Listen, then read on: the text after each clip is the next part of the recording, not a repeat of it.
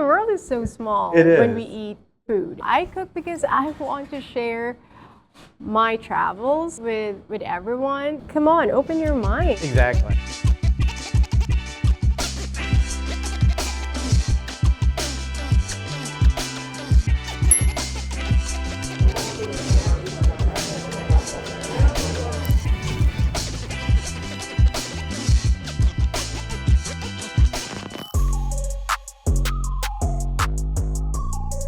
Chef Laila of Raval. I know we met before. Congratulations on this place. I mean, when we met, this place is just barely opening. We're not even open yet, right? Like you were thinking about this concept. It's like, what really brought you here to Austin? I know you've been around the world, but why Austin? So before coming here, I was in Barcelona for the longest time, right? So I went to school there and I was running restaurants there too. And then in 2021, we basically moved here because my partner wanted to be closer to family, which was great. And we started in Houston first, in Post Houston, which is a chef-driven food hall, which was led by Chef Paul Key. It's also from Austin. Right. And it was to like blend their concept that we had in Barcelona, which was Southeast Asian-driven restaurant.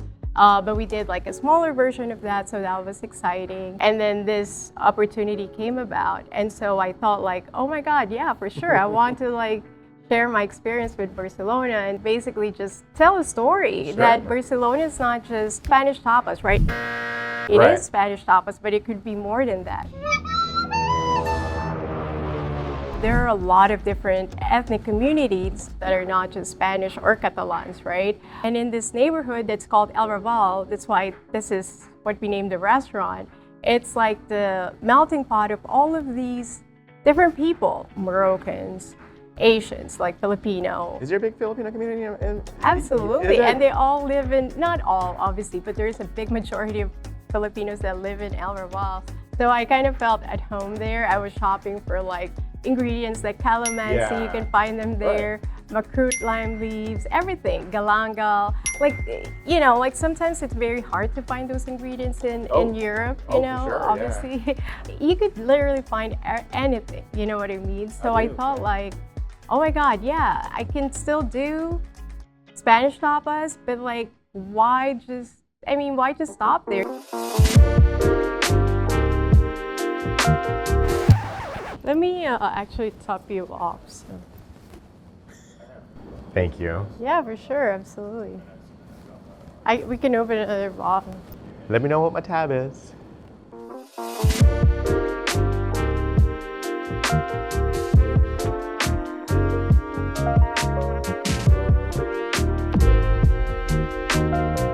Since we're having cava, we're gonna enjoy some oysters with some scallops. Okay. And Man, that looks good. this is like our take on the classic ceviche because again, right, El Raval, it has a big Peruvian community. So we kind of take leche de tigre, but we mix it with a little bit of coconut milk. I love it. And then we finish it off with a little bit of cilantro oil and some sweet potato noisette. Please enjoy, Chef. Thank you. How do you like to eat this? All at once or one at one? I know it's a big bite, but yeah, you can. I think I'm gonna try the oysters first. Let's do the oysters first. Because I feel like you get some different textures at the same time. Oh my God.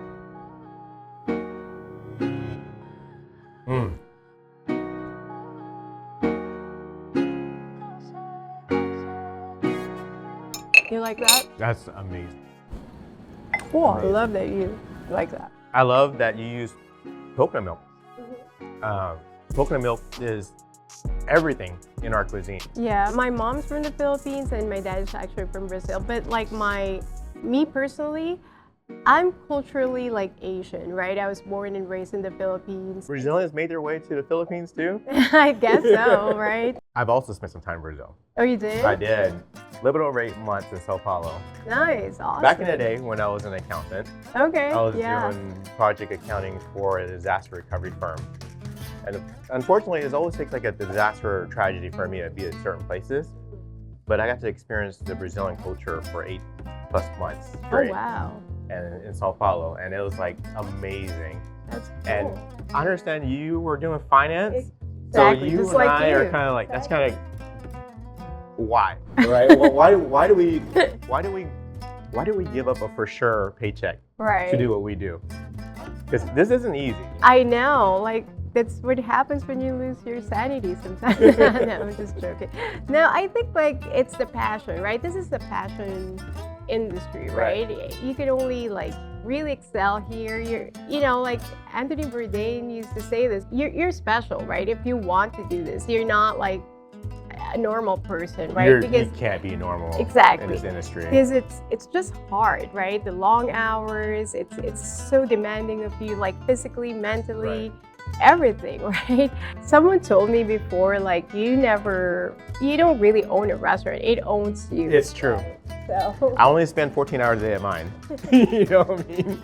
It was like from payroll. we like, are everything. CEO, owner, president, chef, server, busser, dishwasher. Exactly. You know, whatever it takes to make it work, we make it work. And I think that's what makes us crazy. Una loca, una loca, una loca, una loca, una loca, una loca, una loca, una loca. Quiero una que quiere bailar, una loca. Quiero una Here's the next dish. una loca, una loca, una loca. And I saw charred tentacles in my life. I just lit up. Pulpo. Pulpo. Yeah? Quintessential tapa in Spain. So the way we make it is with Catalan chickpeas and spinach ragu, which is very, very classic Catalan. But the riff here is like we cook it down with some aromatics, like a little bit of galangal, a little bit of chili, a little bit of lime, a little bit of fish sauce. I love your food language already. Right? Just like, You belong here. what? Seriously, I'm just gonna come. Can I be your sous chef one day? Just like learn all. Maybe you can take over and I can go have a break. Only if you take over Loud Bar. Sure, we can talk. What's the proper way of doing this? Can you just smash down? Yeah. Get a little bit of everything. What's this puree here? Oh, that's a olive emulsion. So basically, we blend it with some aioli that we make it Okay. in-house. I just want some brininess in there. So it's a little bit of everything. So I'm making a little bit of everything Oh, for you thank as well. you so much. And then I add a little bit of pepitas, right, for some Right. texture. So, yeah, please enjoy. Let me know how you feel about it. Oh, I'm just pretty sure I'm gonna be in heaven.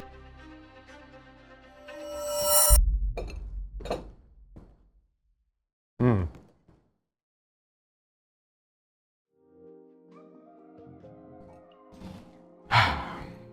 You like it? This is amazing. Nice. It really is. I'm not joking. I'm really tasting the taro. I mean, I get it. I get the taro leaves. I never even thought about using taro and replacing the like spinach. I love the crunchiness of the pepitas, and I'm a pickle guy, so any kind of pickles I'll eat all day, any day. Right. I think like coming from Asian cultures, right? We're very much like inclined to that another component, right? It has to have umami, obviously. That's why we use a lot of fish sauce. But also, we're very important about balancing our palate and cleaning it off so we're ready for the next bite. That's where pickles comes in, right? Like pickles come in and you're just ready for the next one.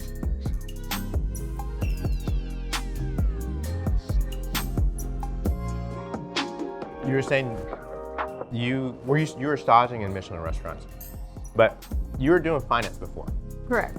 How did you figure where to get started? Because I didn't know any better. Sure. I did pop-ups, just try and test out my cuisine, see if it takes, and continue doing that.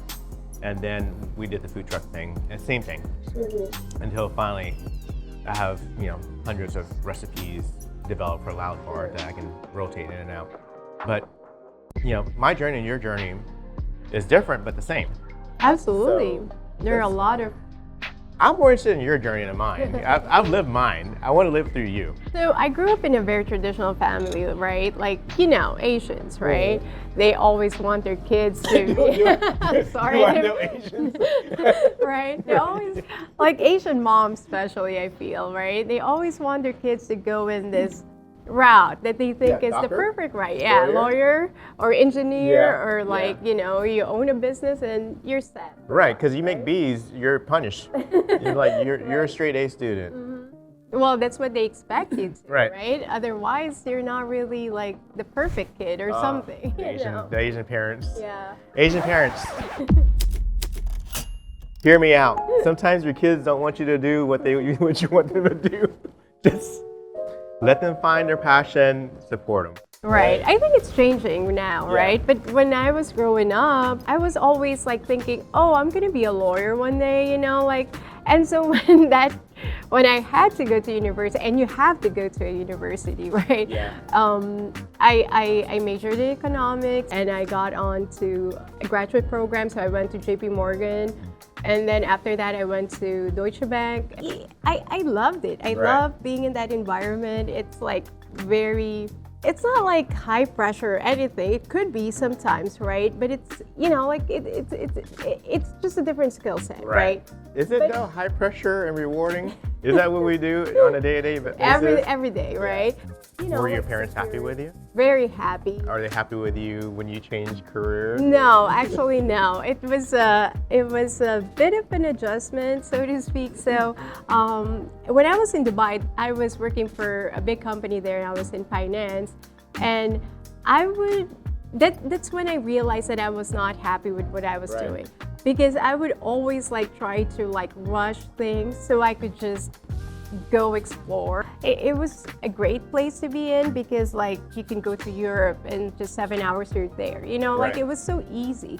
So I would go literally everywhere and just explore and just eat my way around Europe, right? And it was a gift for me to do that. And so I was so in love with San Sebastian, north of Spain. It's such a big gastronomic capital.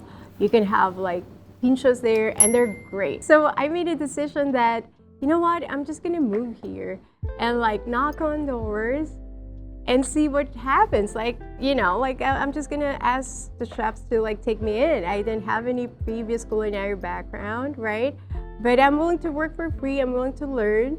So when I was in San Sebastian, I had opportunity to go to Mugaritz, to Nineo, which are Michelin star restaurants.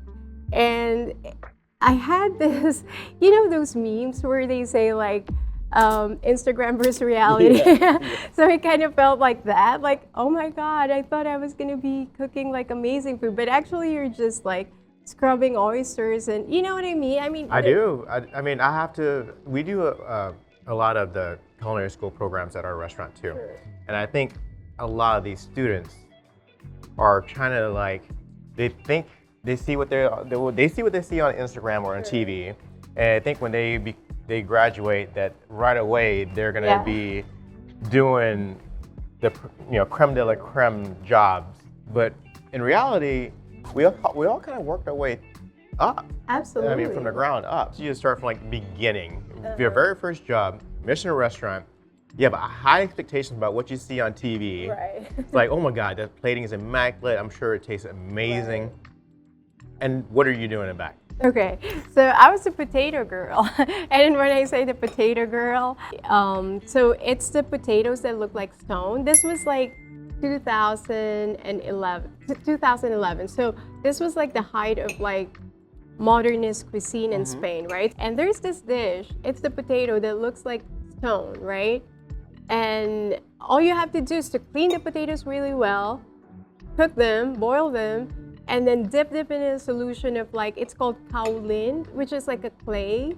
So they look like stones, and then you put some squid ink, right?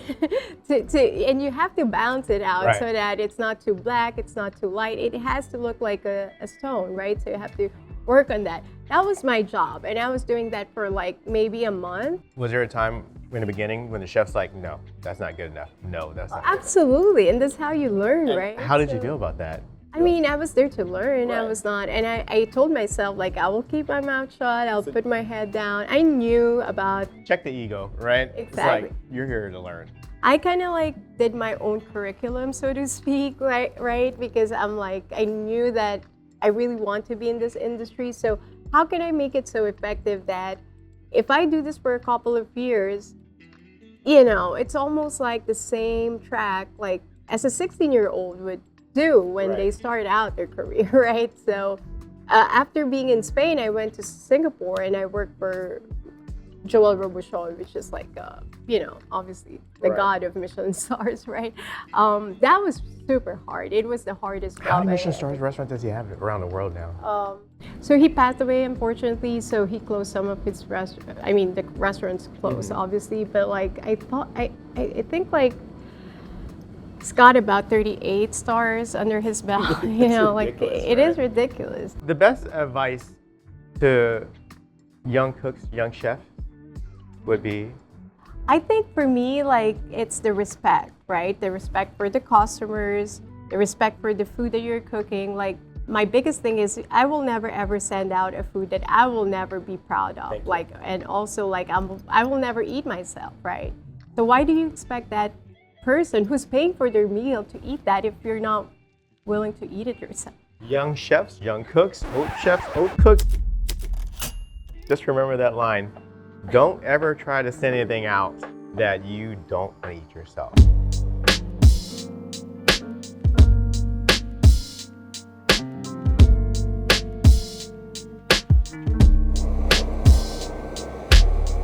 Hope you're ready for dessert. Did you know that creme brulee was my favorite, or it just No. happened that you chose this? Yeah, I know all about it and made sure no, I didn't know. By the way, we're not gonna call it creme brulee. It's crema catalana. Crema Catalana. Uh-huh. All right, beautiful. Because we're in a Spanish restaurant. The Spanians will kill us if we keep calling this creme brulee. Although, I get it. No. That's on me. It's like, but you know, it's one of those things where you see it. For sure, it's yeah. a custard that's been Right. baked with. I know, it's crazy. It's the same in Southeast Asia, Yeah. right? Like you would see a sticky rice with some cream and, you know, coconut cream, and it's going to be called this way, and then you go to Laos, it's going to be called one way, and Yeah. then you go Oh, to for Thailand, sure. you could call it differently, and then you go to the Philippines, it's going to be different. You know, and I feel like it's the same in Europe. They do that all the time, you know, like obviously the Spaniards call this crema catalana, and they're very like, no, this is ours, right? It's lighter, and the French would obviously say like, no, creme brulee. Yeah, dig in, let me know what you think, please. I You sure will first. be digging. Let's talk about the wine. Too. Oh yeah. I love sherries, right? Okay. And I feel like it needs more appreciation than what it's getting. You know, like, go crazy, just break it. There you go. What do you think? You like it? Tell me about the citrus that I'm getting out of here. So this is all from peels, right? Okay. Lemon peels. We infuse it with the cream, a little bit of like fresh milk. That's all there is, right? And egg yolk. And that's it. And then you just torch shit out of it. Right. It's so good.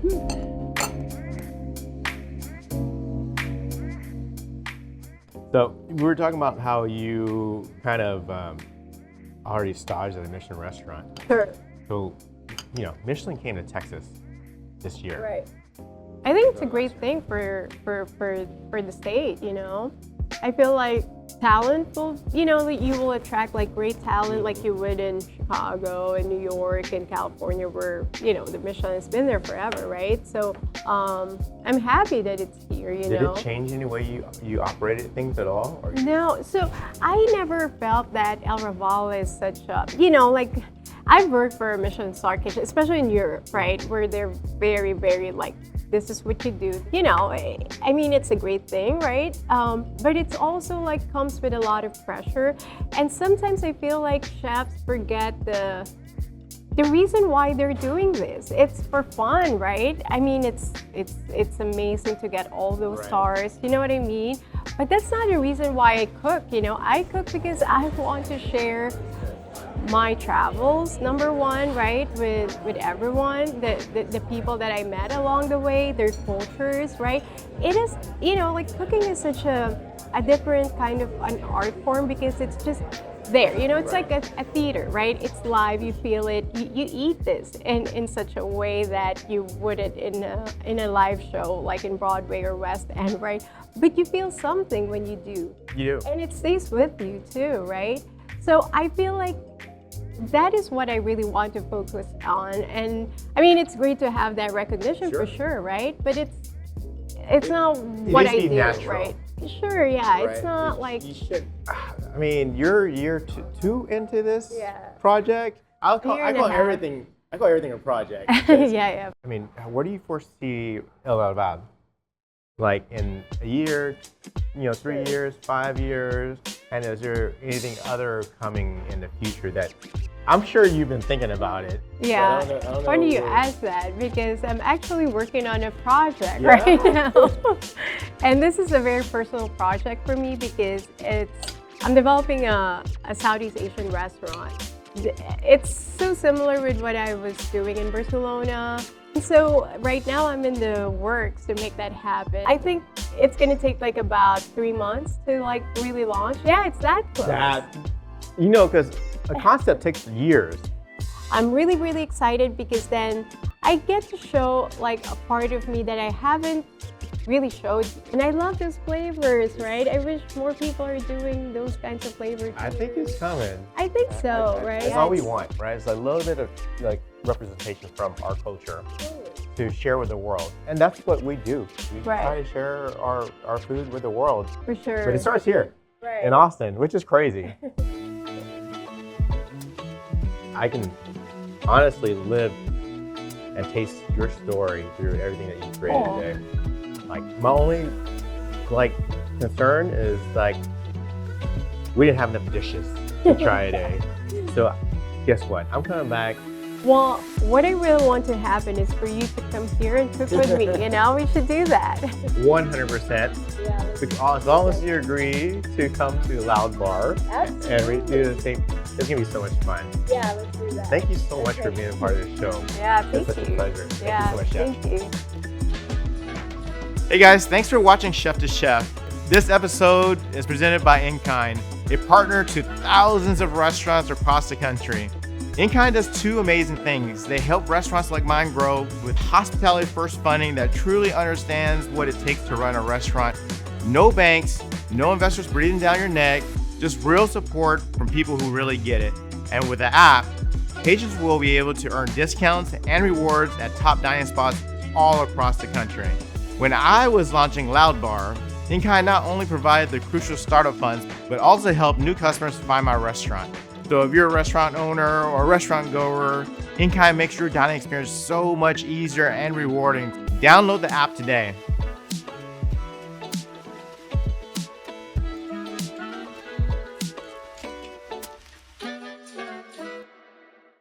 This is actually fun. Like it didn't feel like, I they were told you, there. you'll be fine. After 3 glasses of wine. Right. Everything's fine.